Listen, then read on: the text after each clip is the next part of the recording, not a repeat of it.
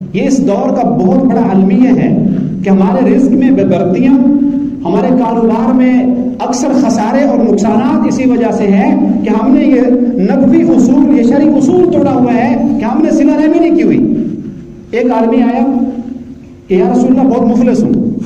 اور میرے پاس مال کی بڑی تنگی ہے، بہت غربت میں ہوں، تو آپ نے اس کو فرمایا کہ جاؤ صلہ رحمیہ کرو، اپنے رشتہ داروں کو جا کر مناؤ، اور منانے کی ایک صورت یہ ہے کہ ان کے اوپر اپنا مال خرچ کرو،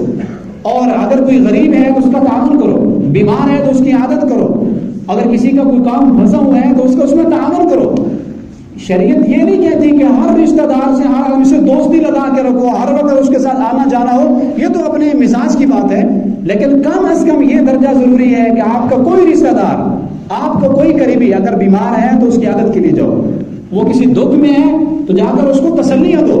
حدیث پاک میں آتا ہے جب کوئی آدمی کسی بیمار کو جا کر ایک جملہ کہہ دیتا ہے لا بخشا طہور انشاءاللہ، بھائی پریشان نہ ہو، آپ کے گناہ معاف ہو رہے ہیں، اللہ آپ کو جنسیت دے دے گا، یہ ایک لفظ، ایک گھڑی بیٹھنے پر، ایک لفظ کہنے پر اللہ اس آدمی کے 1 سال کے گناہ معاف فرما دیتا ہے۔